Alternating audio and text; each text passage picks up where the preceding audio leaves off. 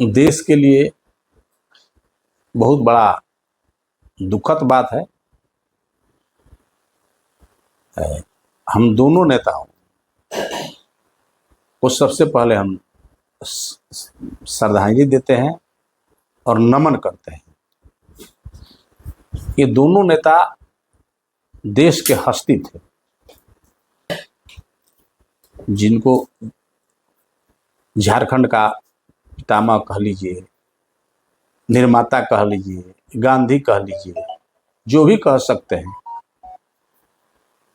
माननीय शिबू सोरेन जी, जिनका देहांत हुआ है,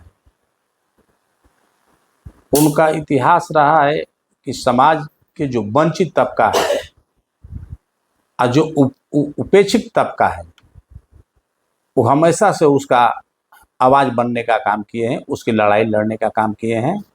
और वर्तमान में जो झारखंड प्रदेश अभी दिखाई दे रहा है, अस्तित्व में है, इसमें अगर किसी एक नेता का सबसे बड़ा अगर संघर्ष है, योगदान है, तो वो शिबू सोरेन जी का है।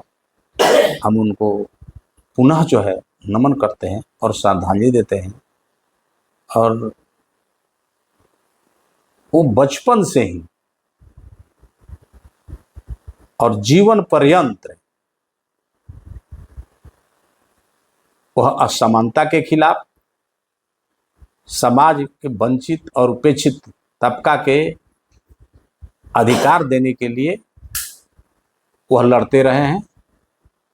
और वह लड़ते लड़ते अंतिम सांस ली।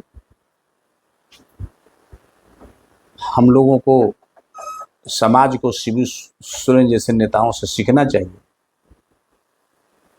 और मलिक का भी इस समाज में योगदान कम नहीं रहा है।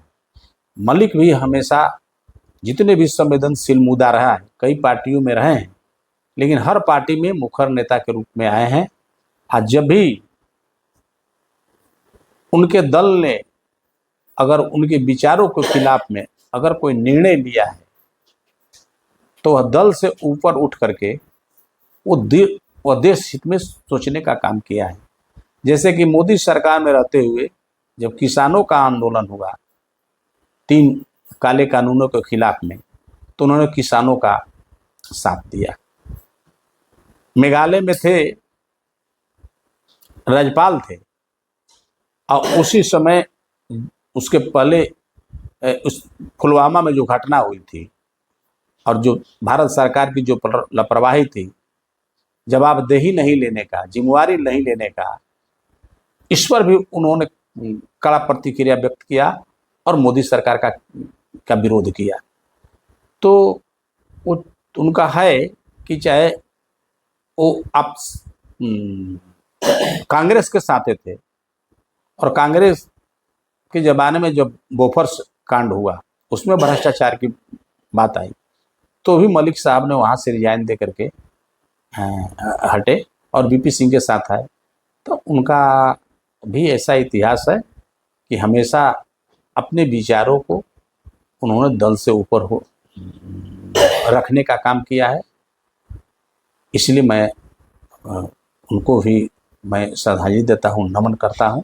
ऐसा नेता इतिहास में, जो दोनों नेता हैं, ऐसे नेता इतिहास में बार बार नहीं आते हैं। इनके जाने से देश को बहुत बड़ी क्षति हुई है। दोनों लड़ाकू थे, संघर्षशील थे, प्रखर थे, और ये सरकार से जवाब मांगने वाले नेता थे, प्रश्न करते थे।